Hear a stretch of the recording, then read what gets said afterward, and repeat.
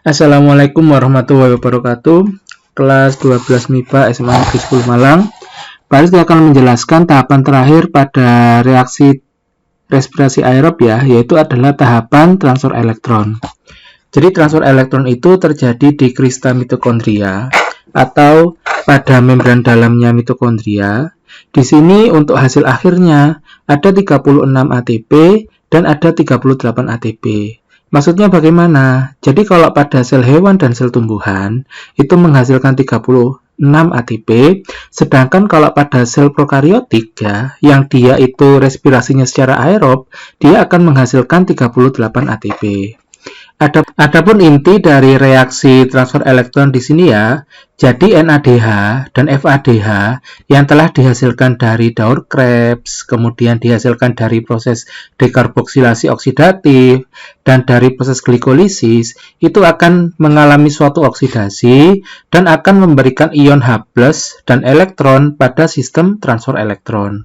Nah, di sini bisa kita baca, sistem transfer elektron merupakan suatu rantai pembawa elektron yang terdiri atas NAD, FAD, koenzim Q, dan sitokrom.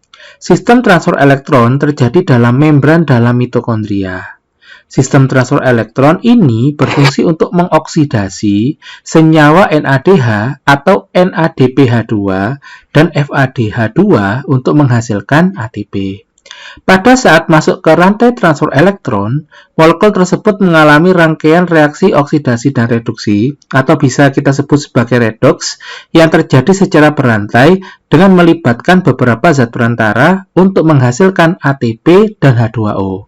Beberapa zat perantara dalam reaksi redoks ini antara lain adalah flavoprotein, koenzim A, koenzim Q, serta sitokrom yaitu sitokrom A, A3, B, C, dan C1. Semua zat perantara itu berfungsi sebagai pembawa hidrogen atau pembawa elektron. Nah, hidrogen di sini disimbolkan dengan H+, dan elektron kita simbolkan dengan E. Jadi H+ dengan elektron itu adalah sesuatu yang saling berkaitan. Kita lanjut. Di sini adalah tahapan dari transformasi energi dalam biologi Ini cukup kamu lihat saja Jadi pada setiap tahapannya itu selalu melibatkan proses pembentukan dari ATP. Seperti itu. Nah, di sini adalah gambaran dari proses transfer elektron. Nanti Pak Rizky akan menjelaskan satu-satu berkaitan dengan gambar ini. Sekarang kita bahas yang pertama adalah tulisan-tulisan yang telah dituliskan pada ini, materi 78. Jadi yang pertama NADH melepaskan proton dan elektron pada kompleks 1 dan FADH2 pada kompleks 2. Jadi kompleks 1 itu yang mana? Kompleks 1 itu yang ini. Ini kompleks 1 Sedangkan FA2 itu adalah yang ini. Jadi nanti 10 NADH akan dilepaskan atau akan dioksidasi H+-nya menjadi 10 NAD+ plus 10 H+ dan 20 elektron. Nah, di sini dilihat bahwa 1 H+ itu berpasangan dengan 2 elektron. Nah, sedangkan yang kedua kita lihat 2 FADH2 menjadi 2 FAD ditambah 4 H+ dan 4 elektron. Nah, kalau pada FAD ini berarti 1H itu berpasangan dengan 1 elektron. Elektron di bawah berjalan-jalan mengelilingi membran dalam mitokondria melalui mekanisme reaksi redoks oleh ion Cu dan Fe sehingga matriks bermuatan negatif.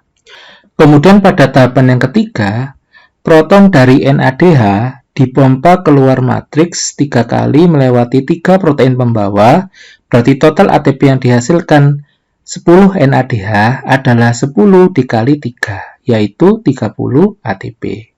Adapun untuk proton dari FADH2, lalu dipompa keluar matriks 2 kali, melewati 2 protein pembawa, berarti total ATP yang dihasilkan adalah 2 FADH ini jadi 2 dikali 2 yaitu 4 ATP. Kemudian dilihat pada poin 2, 3, dan 4 menyebabkan perbedaan gradien muatan, sehingga proton dipompa kembali melalui ATP sintase. Proton atau H+ yang bergerak melalui ATP sintase memacu pembentukan ATP sesuai dengan jumlah yang dihitung. Jadi ADP ditambah fosfat anorganik ditambah dengan fosfat menjadi ATP. Agar ATP tetap terbentuk, proton dan elektron pada akhir sistem transfer elektron akan berikatan dengan oksigen membentuk air atau O2 sehingga penerima elektron terakhir adalah oksigen ini. Berarti 24H+ ditambah dengan 6 oksigen ditambah dengan 24 elektron sehingga dihasilkan 12H2O. Oke ya, di sini Pak Rizky akan menerangkan berkaitan dengan gambar ya. Jadi ini adalah rangkaian gambar dari transfer elektron, di mana pada tahapan transfer elektron ini NADH dan FADH yang sudah dihasilkan harus ditukar menjadi ATP. Sebelumnya kita akan mengenal dulu apa saja bagian-bagian yang terlibat dalam proses transfer elektron. Nah, yang pertama, untuk tempatnya ya. Jadi, transfer elektron ini terjadi pada lipid bilayer ya. Nah, ini adalah membran dalamnya. Kemudian ini adalah matriks mitokondria dan ini adalah ruang intermembran. Nah, di sini perlu dipahami juga ada beberapa protein yang terlibat dalam proses transfer elektron. Yang pertama adalah kita sebut sebagai kompleks protein 1 ya. Ini adalah kompleks protein yang kedua. Ini adalah kompleks protein yang ketiga. Ini adalah kompleks protein yang keempat ya. Nah, ini adalah ubiquinon dan ini adalah sitokrom C. Nah, kompleks protein yang pertama ini bernama NADH dehidrogenase. Kompleks protein yang kedua ini adalah suksinat dehidrogenase. Kemudian yang Q itu adalah koenzim ubiquinon yang berfungsi untuk mentransfer elektron ya, atau dia itu memindahkan elektron antar kompleks protein. Kemudian di sini ada kompleks protein ketiga atau kita sebut adalah sitokrom B. Ini adalah sitokrom C. Ini adalah kompleks protein yang keempat atau kita sebutnya adalah sitokrom A. Dan yang terakhir, di sini ada enzim ya. Di sini adalah ATP sintase yang berfungsi dalam proses pembentukan ATP nanti. Oke, Pak Rizky mulai saja ya. Jadi di sini akan terjadi dua proses. Yang pertama adalah perubahan NADH menjadi ATP dan yang kedua adalah perubahan FADH menjadi ATP. Nah, perlu diketahui bahwa untuk masuk ke sistem transfer elektron sudah disediakan 10 NADH. Jadi 10 NADH ini kalau misalkan kita pecah ya, itu akan menjadi 10H+ plus 20 elektron plus NAD+. Nah, di sini nanti akan dilakukan suatu proses pemindahan ya atau berjalannya elektron dari masing-masing kompleks protein yang ada. Kemudian hal tersebut juga sama pada FADH. FADH nanti akan dipecah menjadi FAD plus 4H plus elektron. Nah, ya. Nah, di sini kita mulai saja dari yang NADH dulu. Jadi elektron yang dihasilkan dari proses oksidasi NADH tadi akan masuk ke kompleks protein yang pertama. Atau kita nyebutnya NADH dehidrogenase. Nah, ketika elektron memasuki NADH dehidrogenase ini akan mendorong H+ dikeluarkan dari matriks mitokondria menuju ke ruang intermembran. Nah, kemudian elektron akan berjalan ya dan di bawah ubiquinon menuju ke kompleks protein yang ketiga. Jadi pada elektron NADH tidak melalui kompleks protein yang kedua. Kemudian elektron masuk menuju ke kompleks protein yang ketiga atau kita sebutnya adalah sitokrom B. Ini juga menyebabkan H+ akan dilepas dari matriks mitokondria menuju ke ruang intermembran. Nah, kemudian elektron yang ada pada kompleks protein yang ketiga ini akan dibawa oleh sitokrom C menuju ke kompleks yang terakhir yaitu kompleks protein yang keempat atau sitokrom A. Nah, di sini nanti ya terjadi proses pengikatan ya di mana elektron dan 2H+ akan berikatan dengan oksigen yang akan membentuk H2O. Itu yang untuk NADH. Nah, sekarang yang kedua ya untuk FADH2 ya. Nah, di sini FADH2 setelah dia mengalami proses oksidasi ya, maka elektronnya akan masuk menuju ke kompleks protein yang kedua. Nah, kemudian setelah dari kompleks protein yang kedua, dia akan menuju ke sitokrom kompleks yang dibantu oleh ubiquinon. Nah, ketika dia masuk ke sitokrom B ya, atau kompleks protein yang ketiga ya, itu juga akan menyebabkan H+ dikeluarkan dari matriks mitokondria menuju ke ruang intermembran.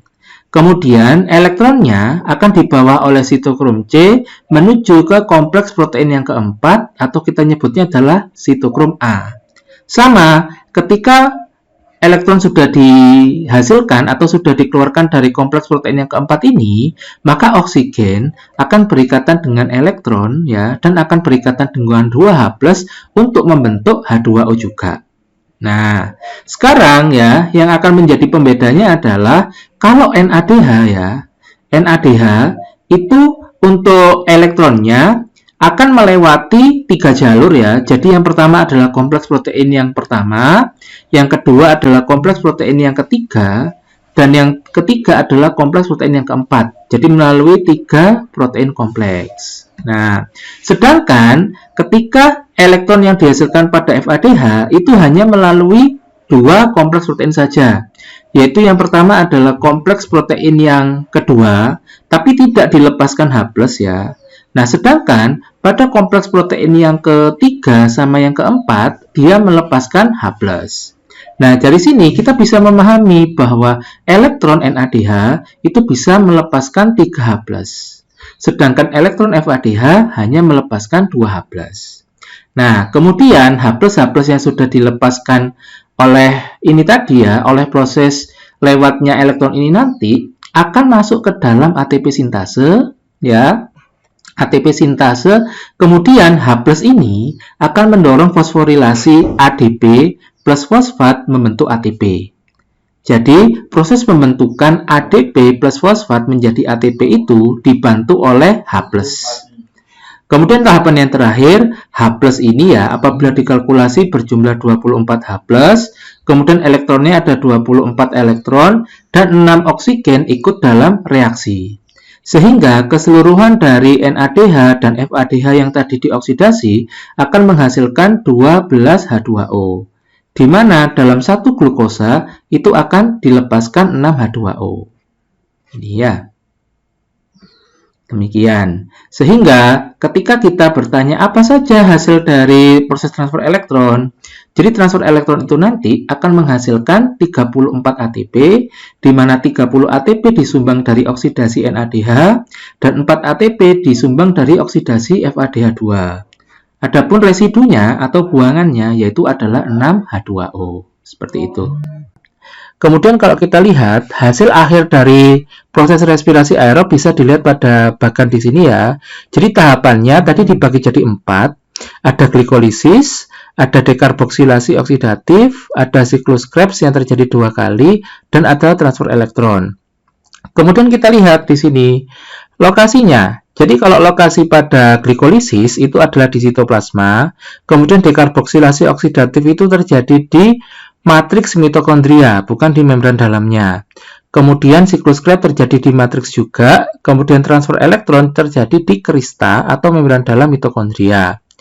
Adapun untuk substrat ya, atau bahan yang dibutuhkan, yang pertama adalah 1 molekul glukosa, yang kedua adalah 2 molekul asam pirufat, yang ketiga adalah 2 molekul asetil-CoA, yang keempat bahan substratnya adalah 10 NADH, 2 FADH, dan 6 molekul oksigen. Adapun untuk produk ya, bisa dilihat menghasilkan 2 mol asam pirufat, 2 mol ATP, dan 2 mol NADH. Adapun untuk dekarboksilasi oksidatif ya, dari bahan 2 mol asam pirufat akan dihasilkan 2 mol asetil-CoA, 2 mol NADH, dan 2 mol CO2. Kemudian yang selanjutnya pada tahapan ketiga, dari 2 mol asetil-CoA akan dihasilkan 2 mol ATP, 6 mol NADH, 2 mol FADH, dan 4 mol CO2. Nah, apabila kita lihat pada tahapan transfer elektron ya, dari substratnya 10 NADH, 2 FADH, dan 6 molekul oksigen, dikalkulasikan ya, jadi 10 NADH dikali 3, 2 FADH dikali 2, menghasilkan 30 ditambah 4. Jadi dari transfer elektron saja bisa dihasilkan 34 ATP. Adapun untuk residu atau buangannya adalah 6 H2O. Apabila kita jumlahkan ya, sehingga kita lihat ya, ada 2 mol ATP ya, ada 2 mol ATP pada tahapan glikolisis dan tahapan siklus Krebs ya. Kita jumlah menjadi 4 ditambah dengan 34 hasil dari transfer elektron menghasilkan 38 ATP. Adapun untuk residu atau buangannya yaitu adalah 6 CO2 dan 6 H2O. Seperti itu. Nah, apabila kita lihat dari ringkasan pada tahapan rantai transfer elektron, bisa dilihat pada bagian berikut ya. Jadi 10 NADH itu adalah substratnya. Kemudian 10 NADH itu akan dikali dengan 3 ATP menghasilkan 30 ATP. Kemudian di sini pada 10 NADH itu disiapkan juga 5 molekul oksigen. Seperti itu. Nah, di mana nanti ya 5 molekul oksigen itu akan bergabung dengan 1 molekul oksigen yang dihasilkan dari proses oksidasi FADH. Nah, Pak Rizky akan terangkan dulu untuk FADH-nya ya. Jadi 10 NADH dan 2 FADH, di mana 2 FADH akan dikali dengan 2 ATP sehingga menghasilkan 4 ATP. Pada bagian FADH ini dibutuhkan 1 oksigen, di mana 1 oksigen akan bergabung dengan 5 oksigen sehingga menghasilkan 6 H2O. Kemudian untuk hasil ATP yang dihasilkan 30 ATP ditambah dengan 4 ATP sehingga dihasilkan 34 ATP. Sehingga hasil akhir dari rantai transfer elektron adalah 34 ATP dengan H2O. Seperti itu. Oke.